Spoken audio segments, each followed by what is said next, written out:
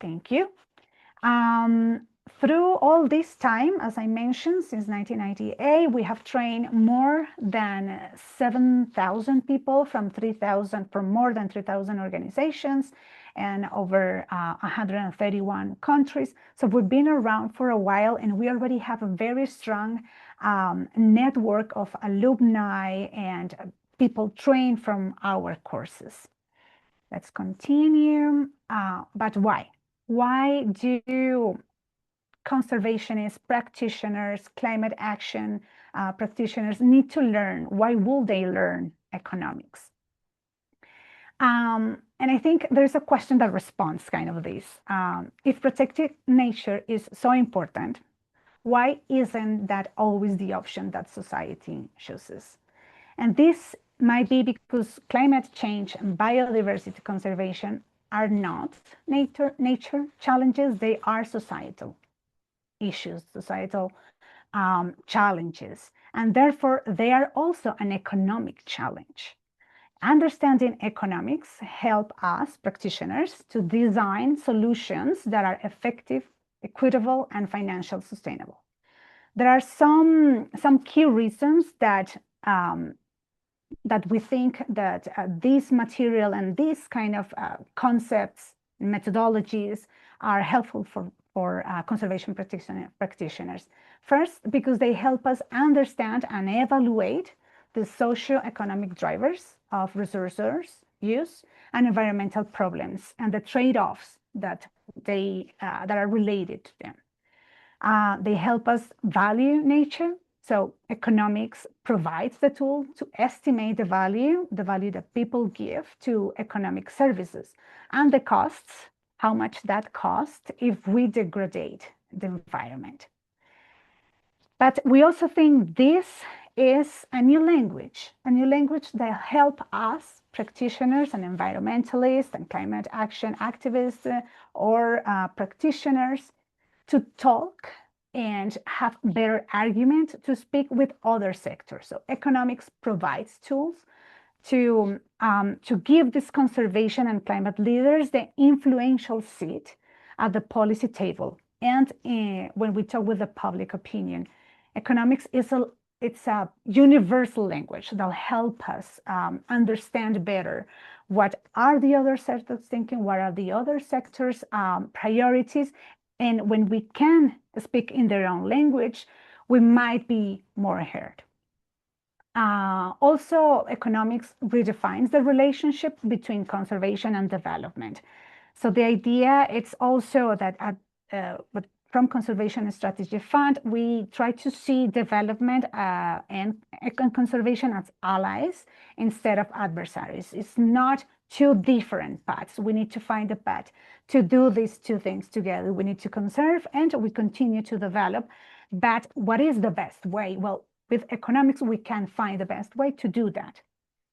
Economics also help us design effective policies and sustainable solutions that cost less to society, but they benefit us more. And with the financial tools, they help us also mobilize finance. So identify funding sources, assets, cost, financial viability, etc. So I'm just going to give a very brief example that it's very simple. If we try to protect a mangrove forest, it may appear very expensive to do it at first.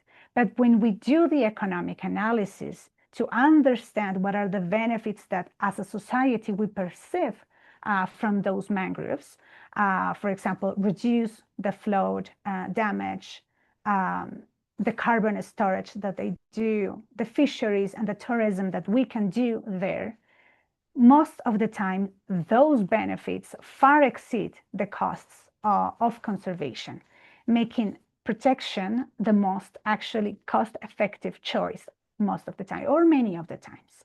We can continue, Lizzie. Thank you so much. So from the economics, I think you're in the next one. Can you move to the previous? Exactly. Thank you so much. So from the economics, what it's perceived is that the problem is that nature is seen as an externality.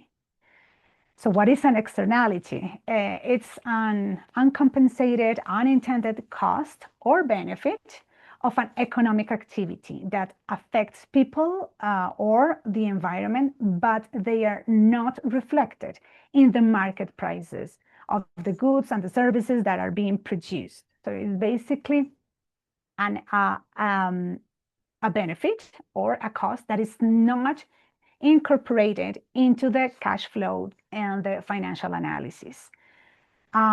So some classic examples: air and water pollution, they have negative health outcomes, so they have externalities. Vaccines can be a positive one, a benefit one. It reduces pandemic threats.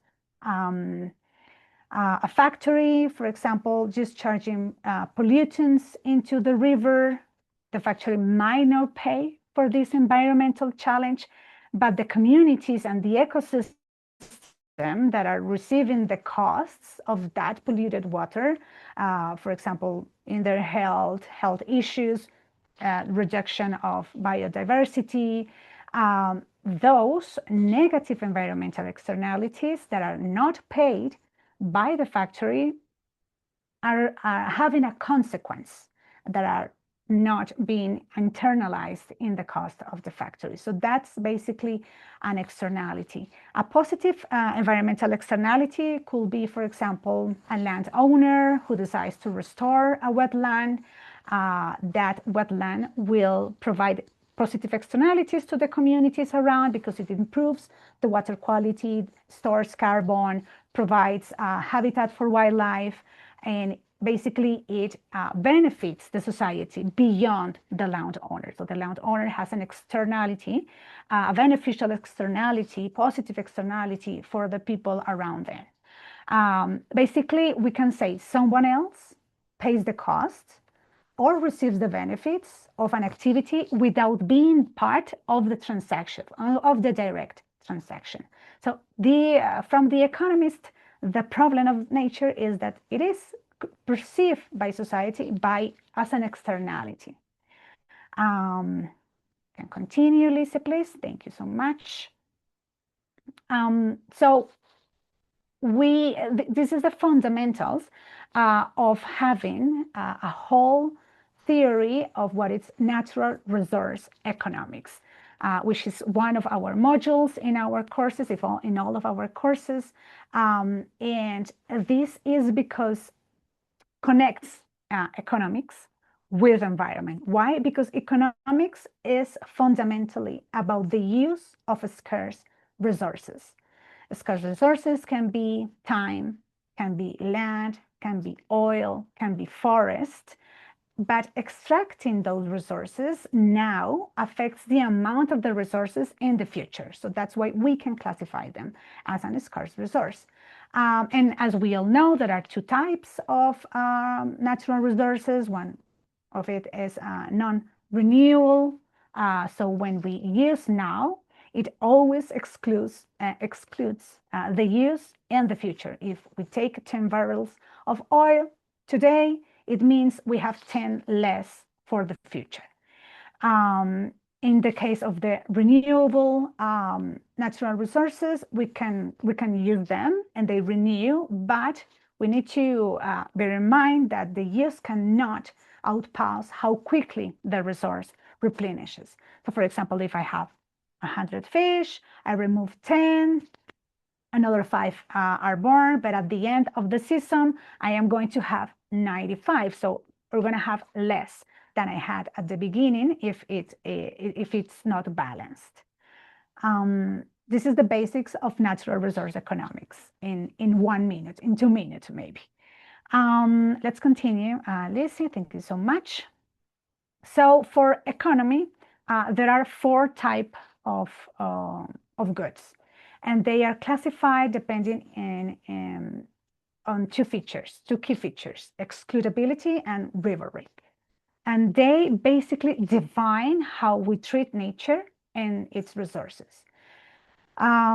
These two characteristics, I'm going to explain those before, and then we see the types of goods. As you see, this is basically a lecture about natural resource economics. We are later in the presentation going to have other ways to present the economics and the tools that we use, using experiments, presenting a case study, but just hold for some more minutes while I explain the concepts a little bit more, so we can move on and understand a little bit better the rest of the presentation. So there are two main characteristics of the goods: the rivalry and the excludability. We can say that goods are rival or non-rival. Rival is when someone uses it, reduces the amount of the good for the rest of the society. And the non-rival is that I may use it, but it doesn't reduce the opportunity of use of other people or other parts of the society. And then is excludability. A good is excludable when we can deny the access, when it can be restricted to a specific population or part of the society. Or not excludable when it cannot be denied the access, or it is very difficult to deny the access. So we have the goods classified depending on these two features and how they relate. Let's go first for the ones that are better described by the neoclassical economics. Private goods, of course, which are rival and excludable. So if I use it, other person can use it. I have already taken, and I can exclude people also for taking it. So, for example, let's see the example of a fish. If I fish one fish, right, the other people can't fish the same fish, right? So that's rival. And excludable is if I, for example, have a piece of land and I can exclude people to enter my farm, right? So I can exclude that. I can exclude them. And I can also use my piece of land for whatever is my own purpose. If I use it, for example, to do an agroforestry, no one else can use it for any other purpose. So that's rival. Okay, so that's private goods. Economics did a great job about helping us to understand how those work. And then we have the other ones. We have the club goods. They are non-rival. So if I use them, it doesn't mean that it's going to be reduced for others, but I can exclude others. These are goods or services that can exclude, let's say, like no members from using them. But the fact that I use it doesn't mean that it's going to be significantly reduced, right? Or that it's going to be now not available for others, at least until some capacity is reached, of course. For example, a good example of these are protected areas when we charge an entrance fee. So only people paying, visitors who pay the entrance fee can enter the park. But everybody that is inside the park can enjoy the scenery and the things that it offers without diminishing the experience or the use of the people that are already inside. Of course, up to a point, no? There is always a capacity for parks. There is also a capacity for natural resources. But this is basically the definition. And remember, this is neoclassical economics trying to help us understand the goods. And these two, private goods and club goods, are usually what are better defined in this kind of economics. And then we have the common pool resources that are shared resources that are difficult to exclude people from using them. But where one person uses what is available for other people gets reduced. So if I use it, it's reduced for you. For example, fisheries. If we have two boats, one fishes everything, well, there is less fish for the other boat. So it reduces the amount of goods or services that are there for the rest of the society. And so they are rival and not excludable. And then we have the pure public goods that are non-rival, non-excludable. No one can be excluded from benefiting from them. And one person's use does not reduce the benefit available to the others. For example, climate regulation is one of the best examples of a pure public good, because everyone benefits from a stable climate, regardless who pays to protect that. So let's continue. I hope that's a little bit clear for everyone. We're going to keep talking about this in the next slide, specifically for those public goods and common pool resources, which are more related with natural resources. This slide presents two problems that you might have heard in the past. They are very well known. One is the free rider problem, which is related to public goods. And the other one is the tragedy of the commons, which is related to common pool resources. So the free rider problem occurs when people or organizations, institutions benefit from a good or service without paying for its cost. For example, many climate benefits, as I say before, stable climate or a stable climate, clean air, biodiversity conservation.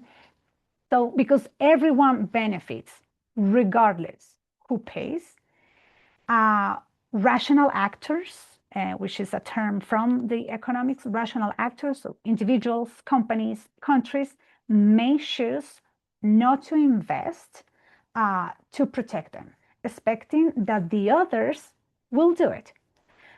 If you can see, this often leads to investment in climate action and conservation.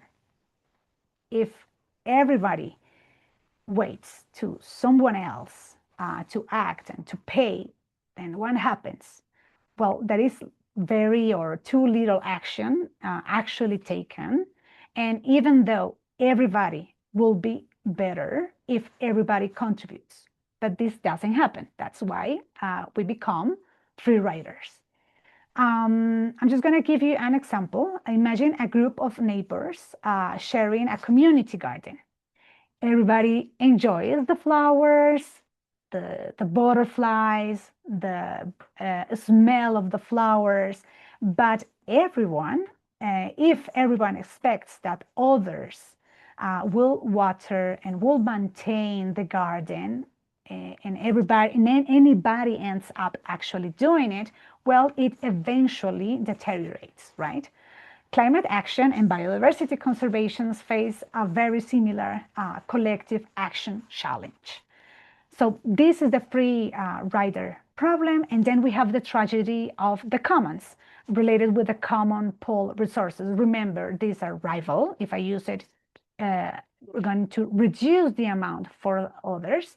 And not excludable. It's very difficult to exclude people to actually make use of them.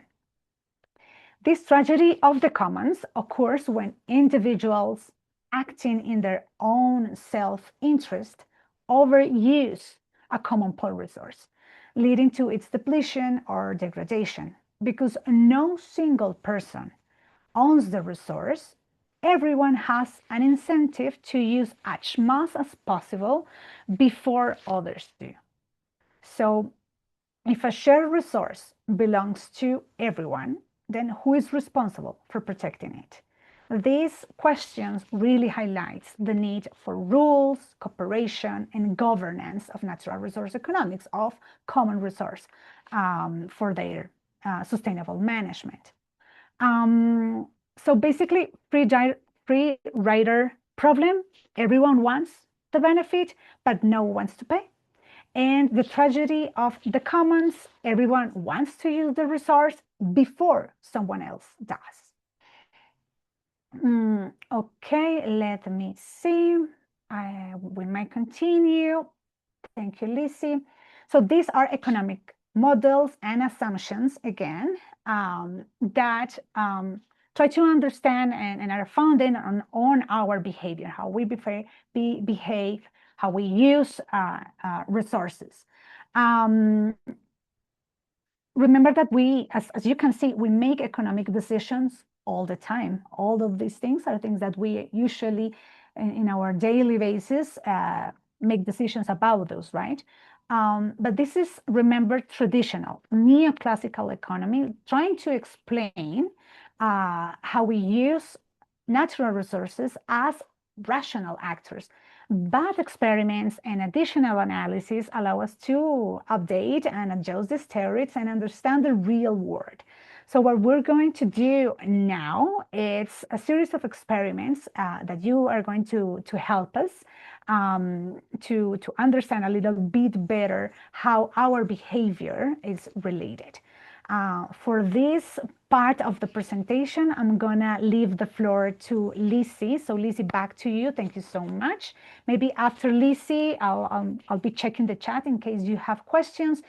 But if you have questions and you haven't put it there, then you can now use the chat, or maybe after Lizzie, we can also pause a little bit and answer some questions if you have. Thank you, Lizzie. Back to you. Yes, thank you. And what we're going to do, I encourage anybody who has a second device to pull out your cell phone. It's going to be easier to participate in some of these live experiments if you've got a phone that you can scan QR codes with. But Nati's given us a great foundation into what economic theories help us predict about how we use resources.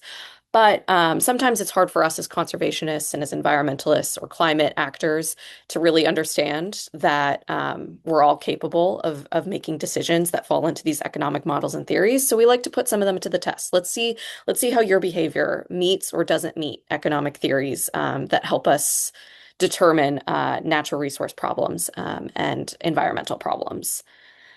So first, I'm going to ask you to scan this QR code. We'll do 3 experiments. Scan this QR code and tell us, would you rather receive $100 today or 5 years from now?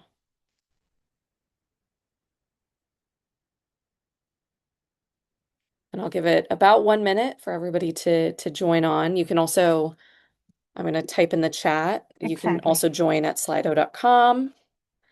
And the code is 2026352. Oops, apologies. I said slide instead of slido.com. There you go.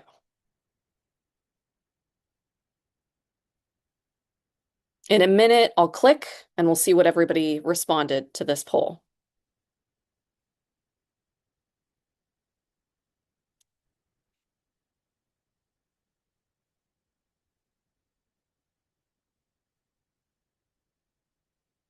And if you're having trouble joining, also feel free to tell us in the chat and we can try to troubleshoot.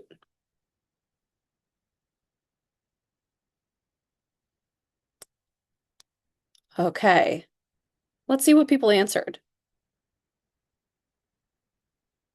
100% of people said that they would rather receive $100 today or 5 years from now. Now, I want you, if you answered $100 today, why did you choose that? Put it in the chat. Tell us what was the reason that you decided that you wanted $100 today or not, and not 5 years from now? Why now? You can also unmute yourself and share a little bit Please. with us Yes. why you made this selected this option.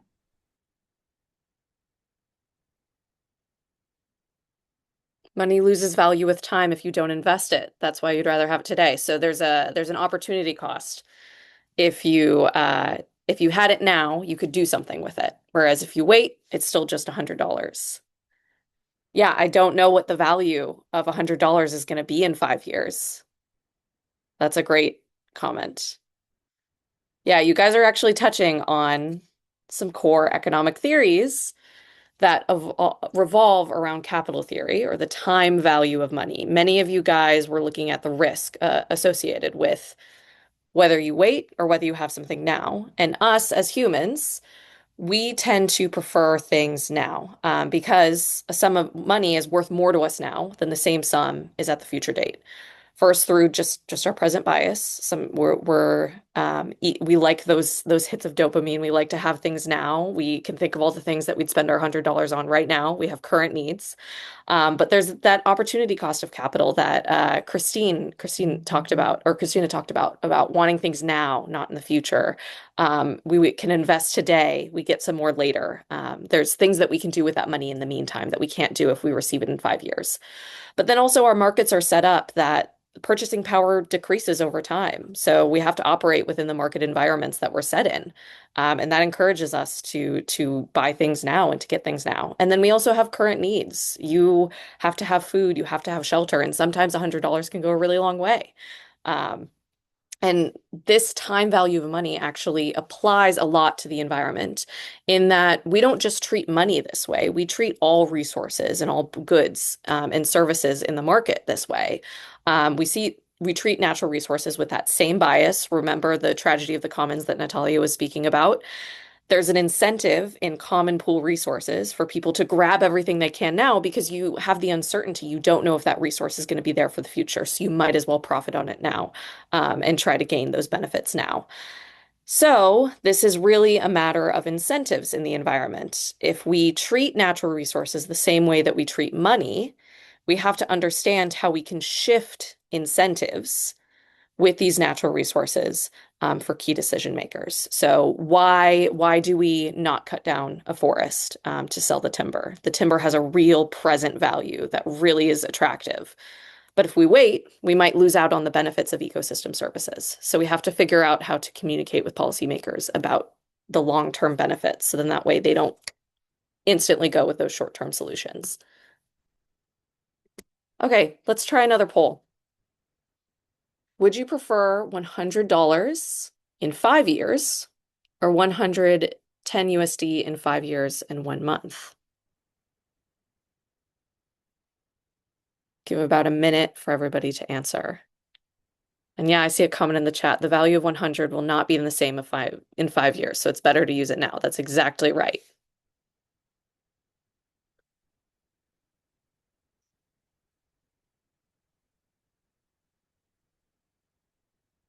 One minute or so. We'll let you go in. Give your answer unbiased from the opinions of others. 105 years or 110 in 5 years and 1 month. You don't have the option to get the money now.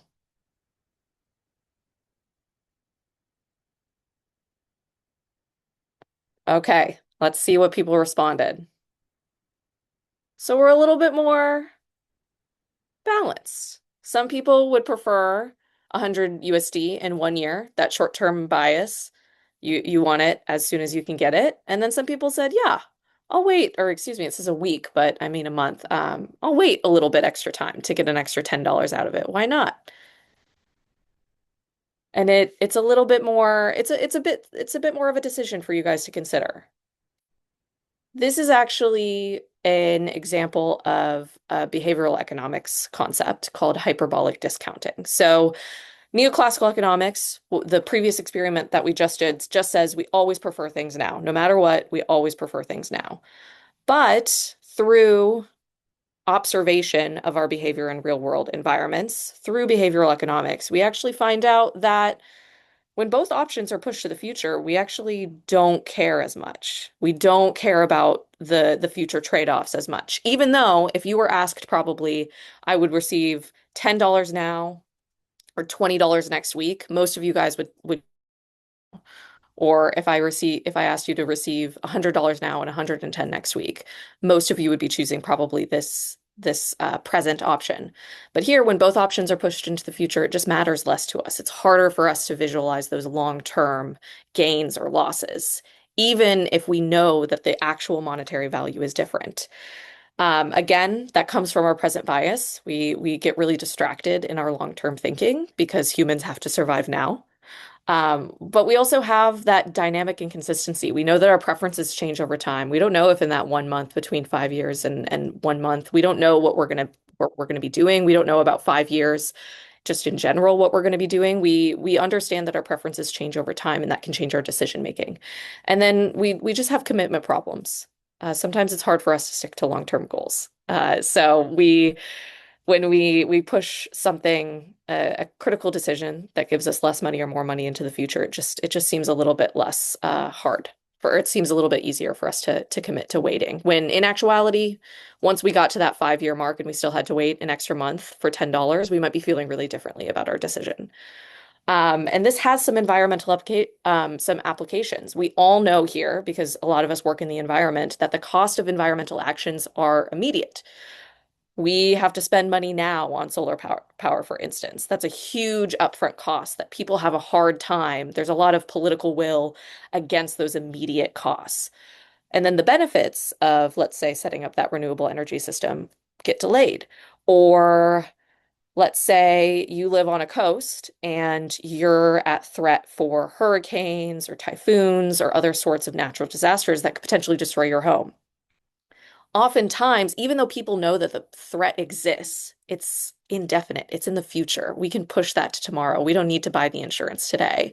And then once a disaster happens, all of a sudden, everybody's put into action. So again, we always have to push things into the short term.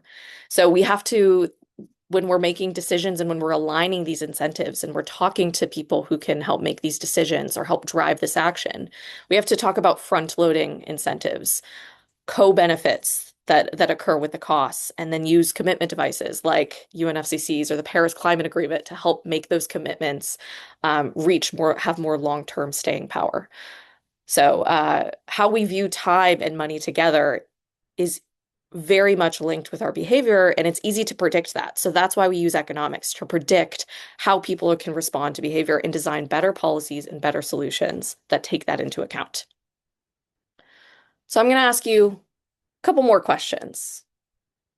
Which do you prefer? Do you prefer to win 200 USD for sure?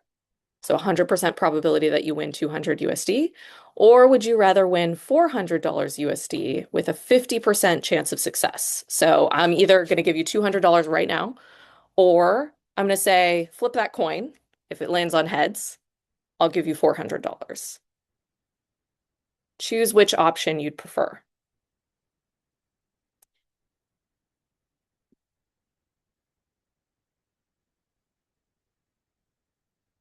See some responses coming in. I'll give it 20 more seconds.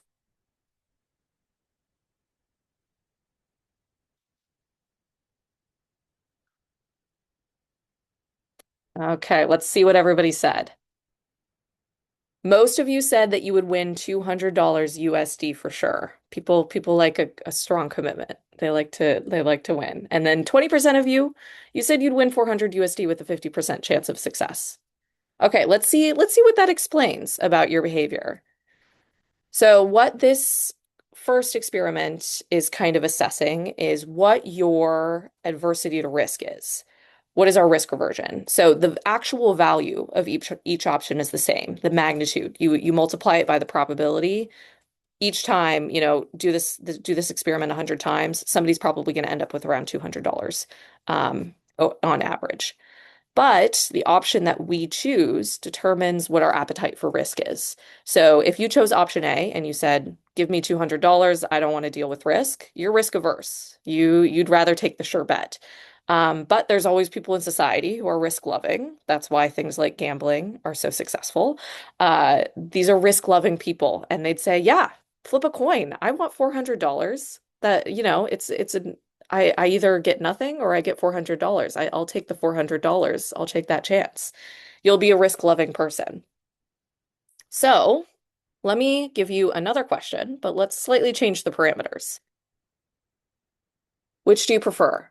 Lose $200 USD for sure. So I'm going to take it from you regardless. Or would you rather I flip a coin, and if it lands on heads, I take $400 USD from you? Go ahead, put your responses in. Let me know what you think.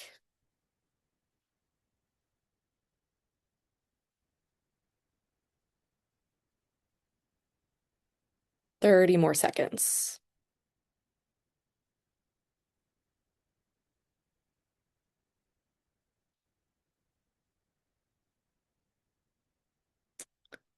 Okay, let's see what people said. Wow. Okay, so over 50% of people would rather lose 400 with a 50% chance of losing nothing. So they'd rather take the risk. Whereas less people said that they would rather just lose $200 for sure. So if we look back at the past experiment, most people said, I'll take the sure thing right away. But this time, it's a little bit more of a decision. It's a little bit harder to decide whether or not you just want $200 taken from you or if you'd rather roll the dice. So, what these two experiments are showing is actually another behavioral economics concept called prospect theory. And this is actually Nobel, I think it's a Nobel Prize winning theory, actually, which is that our aversion to risk changes between gains and losses. So, we feel the losses a lot more keenly than we do the gains. So, the perceived loss of losing $200, that feels insane to us. We're like, oh, that's so painful. But when you say, I'll give you $200, that seems, it seems a little bit less dire, even though, the value that is you're gaining or losing is actually the same. With gains, we like to play it safe. We'd rather take the sure thing gain. But with losses, we might roll the dice a little bit more. We might feel a little bit more of that pressure to try and prevent a loss from happening. And that's what prospect theory is. It's that we don't view things the same. In neoclassical economics, we would just say, oh, well, $200 is $200. It doesn't matter whether you win or lose it. But in reality, we feel it a little bit differently than one another. So for the environment and for us as conservationists, climate activists, what have you, we have to think about how we frame issues to people because people feel their losses differently than they do their gains. A lot of people choose to view, like, for instance, the climate crisis through extreme losses. But then we also risk because we perceive losses so much more than we perceive gains, we potentially make people feel hopeless because those losses feel so extreme. But gains, people tend to want to act safer. They tend to want to take action for it. So we can use those to nudge people towards positive behaviors. But we have to be aware again of those diminishing returns. That doesn't this what this doesn't show, or goodness, what this means is that we shouldn't always be framing things as losses. We should be framing on whether or not we want people to play it safe or whether we want people to be leaning into that risk a little bit, to be taking more risky action in order to bring about a positive benefit. So that's just a little bit of a tour into some of the economic concepts that we like to cover and we like to talk about within CSF. And it shows that we as environmentalists are not immune to economic decision making. We are economists all the time. We are constantly making economic decisions. And we have to consider that everybody around us is also making these economic decisions. But we, when we have knowledge of them, can then take control and use them to benefit the environment. So, with that, I am going to turn it back to Natalia, who's going to talk briefly about some of the economic tools we can use to support environmental decision making before we go into a case study. Thank you. Thank you so much, Lizzie. Just as a reminder, it's been an hour now, and this webinar is planned for 1 hour and a half. So we invite you to stay with us. We're just going to go very briefly to a little bit more of the concepts, basically the methodologies, the tools that we use in Conservation Strategy Fund. And then we're going to see a very cool example of one of our programs that is going to present Sam. Sam is going to present. Okay, so let's see. If remember, if you have any questions, any comments, let us know. You can use the chat, raise your hand. We would like this to be also dynamic. I really hope you enjoyed the experiments we prepared for you. Thank you so much, Lizzie, for running those. Okay, so what we do, what are the tools that Conservation Strategy Fund uses? What are those economic tools that we implement to support environmental decision making. We can classify them in 4 specific tools. The first one is environmental valuation. This is probably the tool that's is controversial, probably, in the environmental sphere. What we do with this one, I'm going to be expanding a little bit more on each one of those later, but basically what we try to respond with this specific tool is how can we translate natural value into market terms.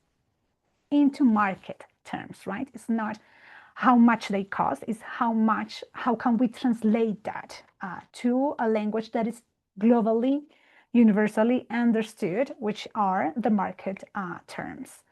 Then we also do cost benefit analysis, which try to respond how can we include impacts to nature in our development decisions.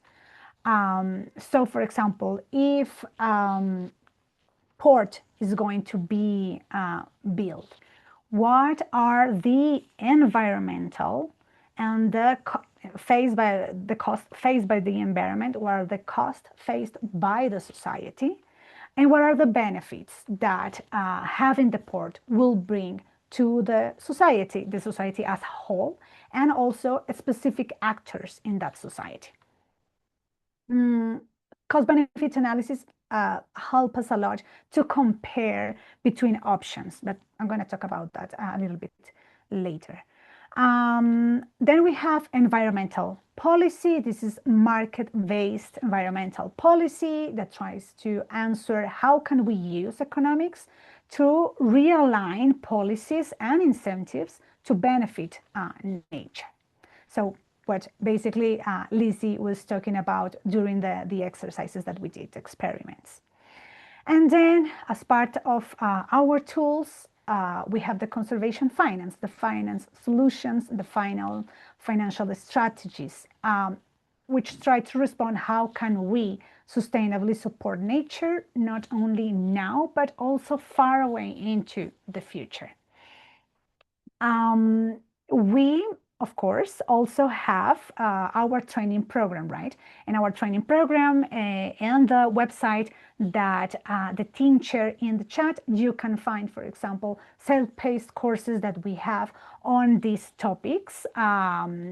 These are self-paced that you can do in your own time, but we also have in-person courses, virtual courses covering these topics. I'm just gonna describe them, each one of them very briefly, and then we will go to hear a case study to show you how we use them actually. Thank you, Lizzie. So environmental valuation of ecosystem services. This is a process that we use, economists use, to estimate the economic value of the benefits that people receive from ecosystem. Remember, this is centered in society. This is centered in our behavior. And those benefits that we receive from ecosystem, we usually call them ecosystem services, right? And this helps make nature contributions visible, accountable in decision making. So again, for example, we have a mangrove forest. It protects the coastal communities from storms. It stores carbon, supports the fisheries. It attracts tourism. The ecosystem valuation estimates the economic value of these benefits, how these benefits are represented in the economic of the local communities. And remember, we're talking here about a language that is used and methodologies that have been used for years. But if a forest or if an ecosystem service has no market price, does it mean that it doesn't have a value? Ecosystem valuation does not put a price on nature itself. And this is why maybe this methodology could be the most controversial that comes from the economic tools that are used in environmental applied research. Most people, or many people, try to think or used to think that what we do is put a price directly on the ecosystem service. But this is not. This is estimating the value of the benefit that nature provides to people. It helps us inform better the policies and the investment decisions. That is the purpose. It's useful. It is very useful to emphasize that valuation is a decision support tool. This is not a statement that nature is only valuable because of its economic benefits. It helps us make decisions. Ecosystems have other values, ecological, cultural, spiritual, intrinsic values that might not be captured in the monetary terms.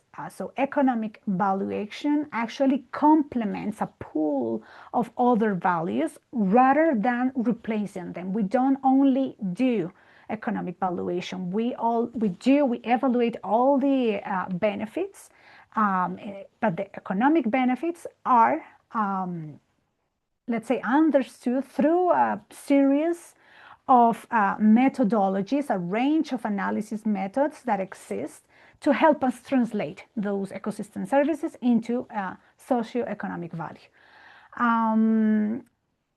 So remember, externalities, nature is treated as an externality from people, and externalities usually have a market value of 0. It's not that they are not value, it's that their market value is 0, so they are not accounted in the financial plans and the cash flows.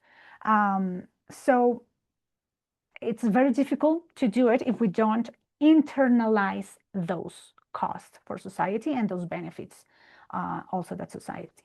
Why do we do valuation studies? It helps set prices or create incentives for conservation programs. For example, it can help define entrance fees for national parks.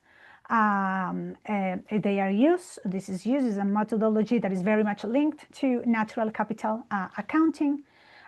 It helps inform spatial planning processes and estimate needed mitigation or compensation for changes to an ecosystem. So this is a decision-making tool that informs better policy or conservation programs. Cost-benefit analysis, thank you, Lizzie, yes.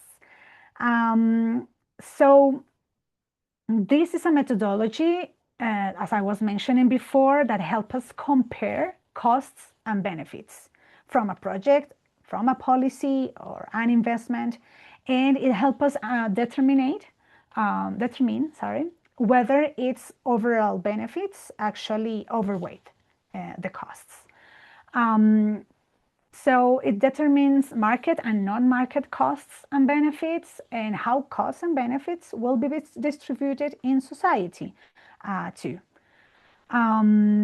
So cost-benefit analysis should include, as I mentioned, both types of values, and it helps us make decisions about if we're going to build the port, what is the best way to do it. Okay, I'm going to continue. So we have good time for the case study. We have market-based environmental policy. As we mentioned, it helps us, it uses the economics incentives rather than it only regulates the access to the resources, and it is used to encourage individuals and business to reduce pollution, conserve nature resources, invest in sustainable practices, for example, carbon taxes, payment for environmental services, emission trading. And this is important because instead of telling people exactly what to do, market-based policies change the cost and benefits of different choices, making environmentally friendly actions more attractive for the society. And finally, I'm going to present that conservation finance, which is a practice. Can you change for the next slide, Lizzie, please? Thank you. Is the practice of mobilizing and managing financial resources to protect, restore, and sustainably manage nature. It brings together public, private, philanthropic funding to achieve long-term, and this is the most important, the key part, long-term conservation outcomes. It matters because conserving biodiversity and addressing climate change requires significant and long-term investment, as we all know. So conservation finance helps us close the funding gap by creating sustainable sources of funding and attractive investment into nature. Conservation finance is about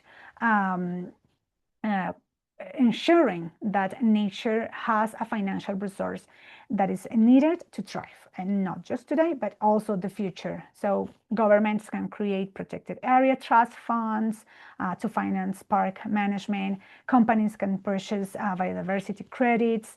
But what is very important for us, like the key point before I leave you with some, is that conservation finance is more than bringing new funds to our programs. There are 4 steps, 4 goals that conservation finance need to achieve, and actually the final one is raising more money.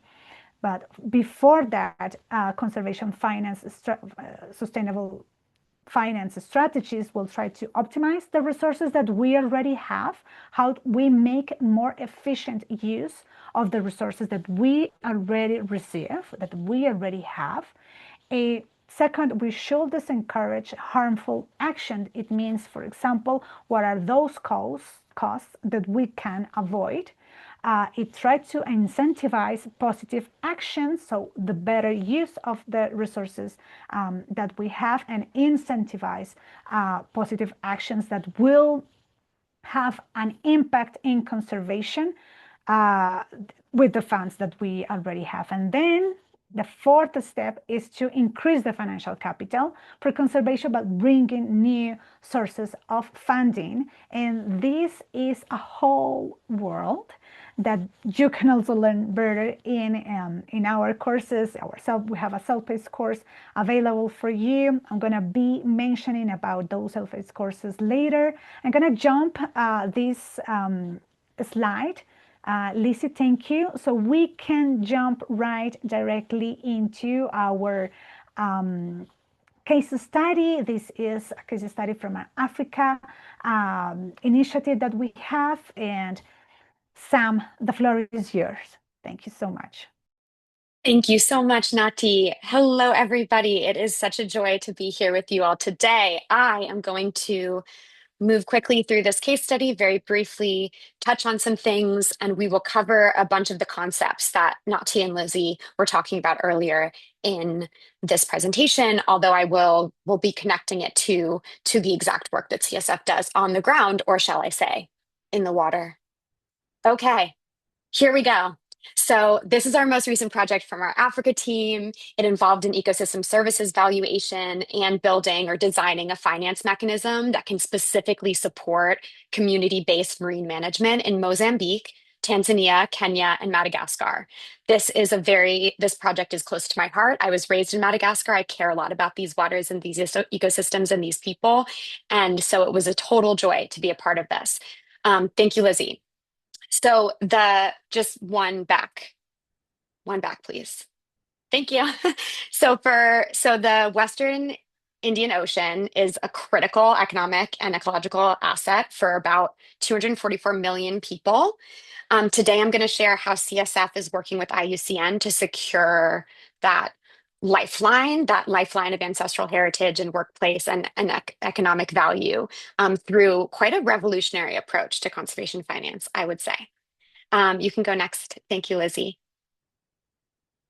Okay, so our project had two components essentially. There was an economic valuation, then we addressed the funding gap necessary for these communities to be able to successfully and sustainably continue to protect these ecosystems with all of the strategies they're already implementing, catch control, ecotourism, all sorts of things like that.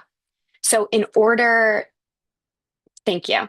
The way that we went through this as economists, the first thing that we did as the CSF economists go through this process where they pick the ecosystems that will likely have the highest economic value return, or that we have more data on.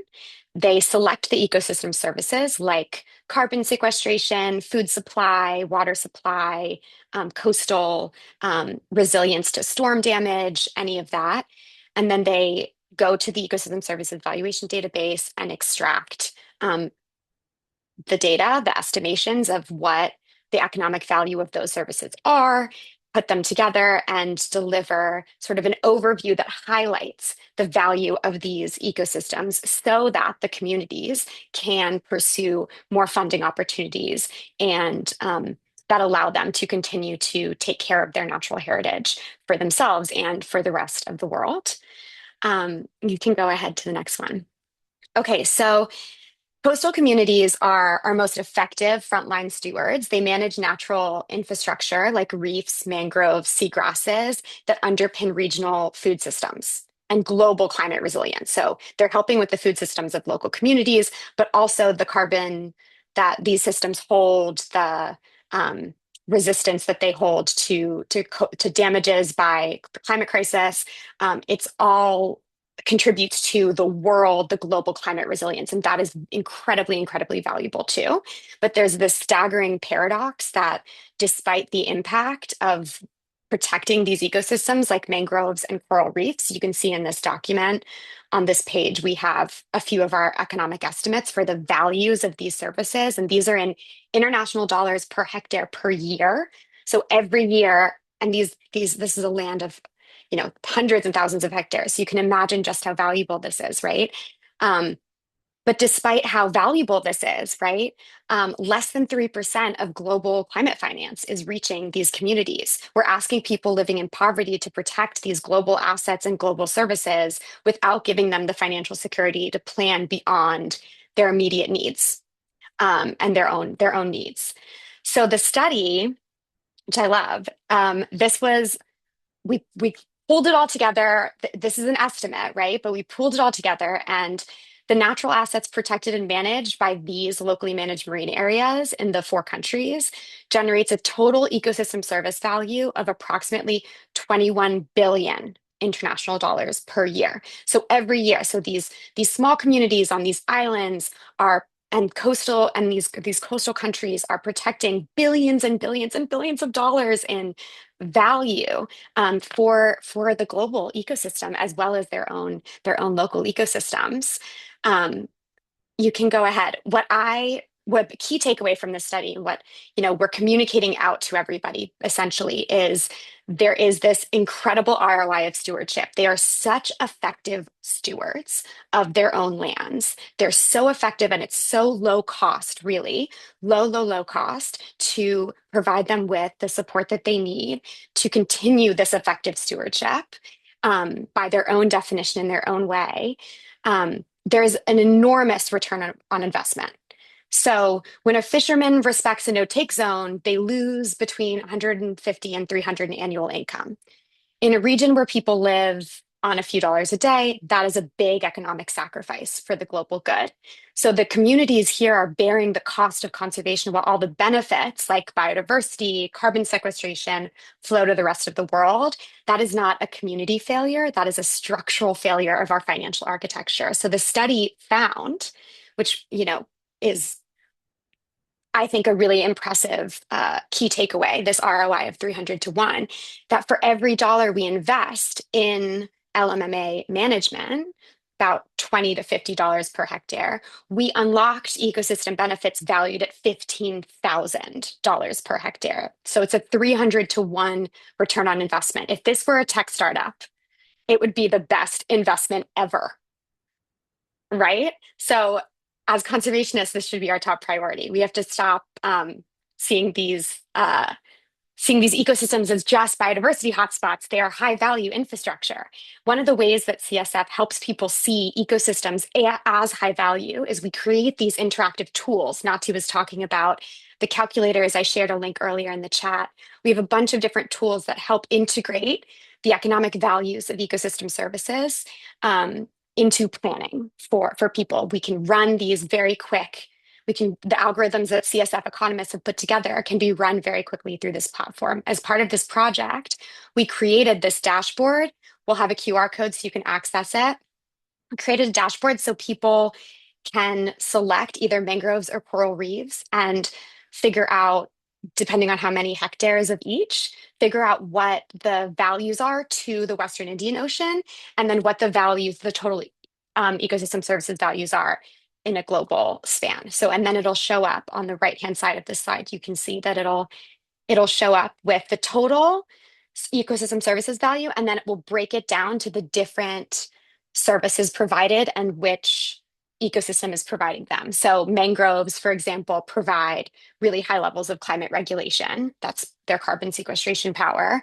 And then they also provide a lot of food to local communities, and they help keep the fishing stock supplied. So they're very, very important for the food security of the whole world.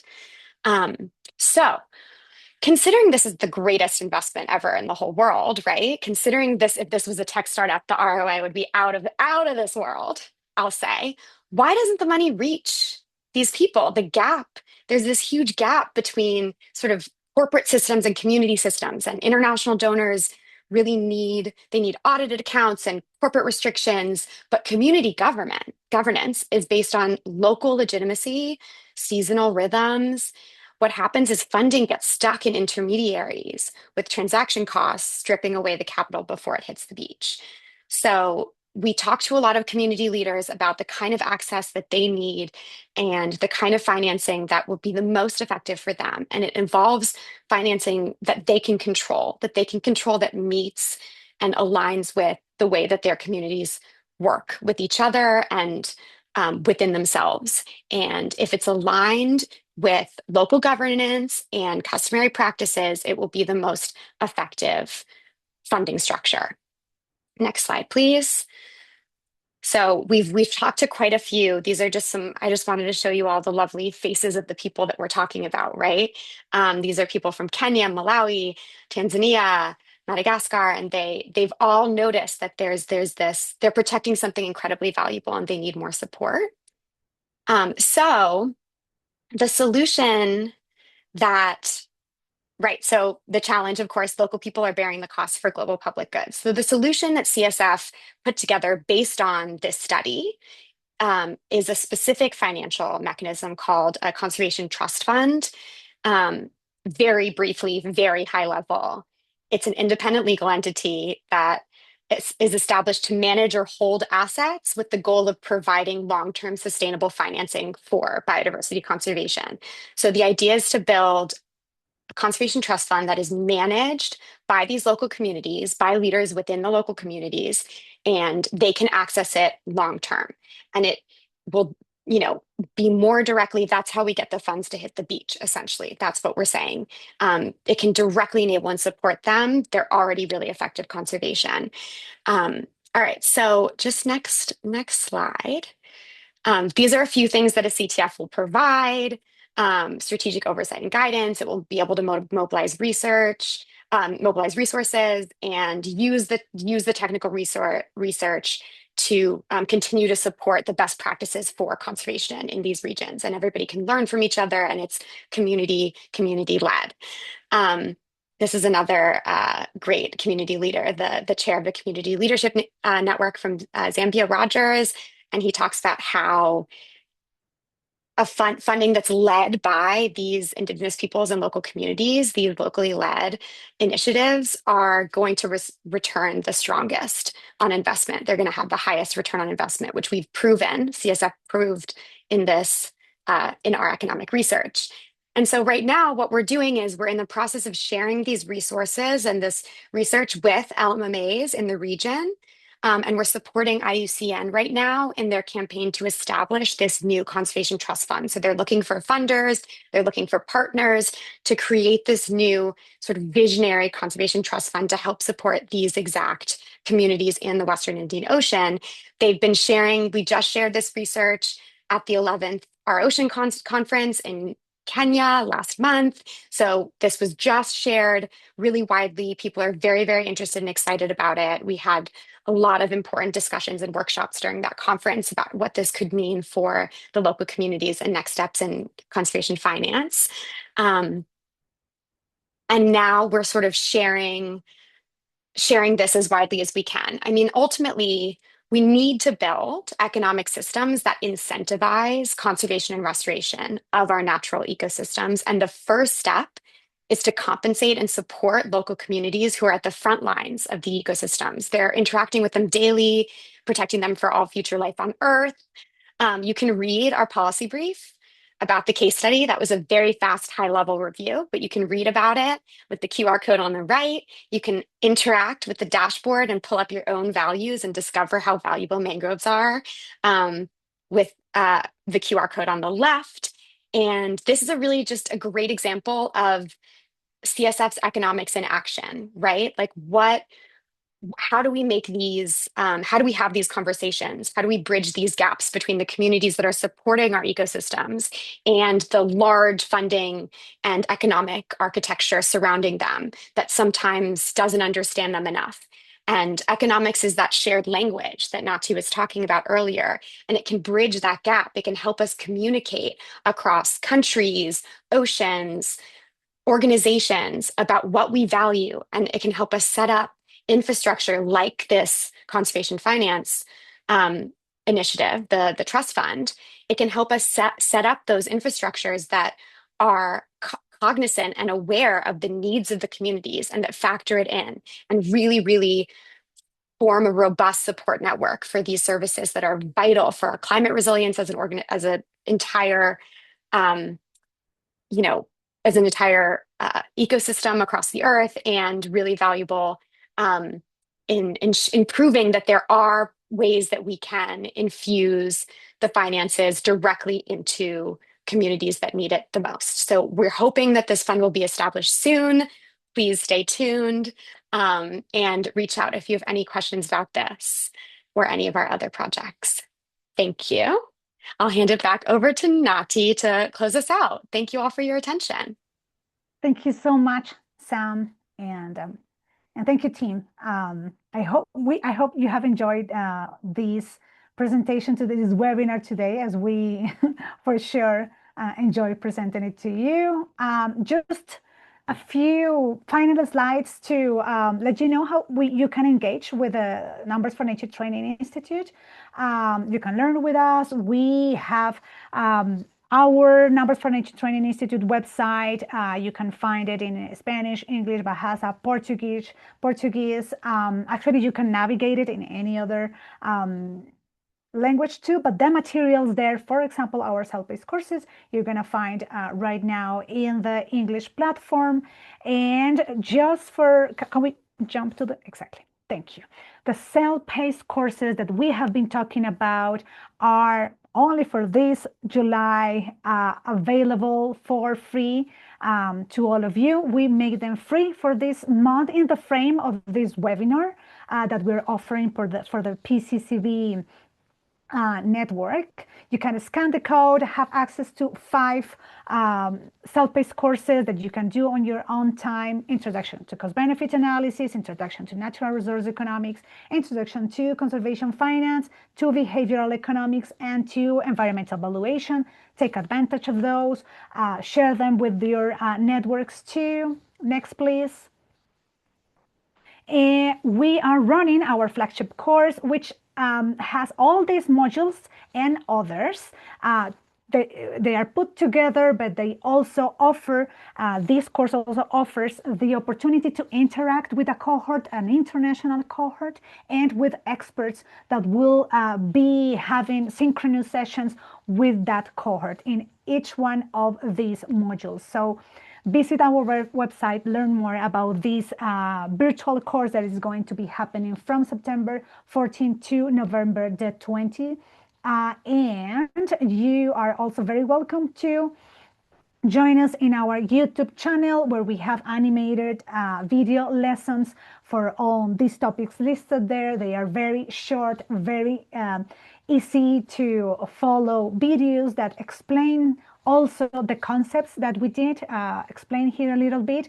You can also share those with your colleagues. You can also try to explain to your colleagues what you learned today using these video lessons. And finally, you can also follow our newsletter where we inform, we communicate all the opportunities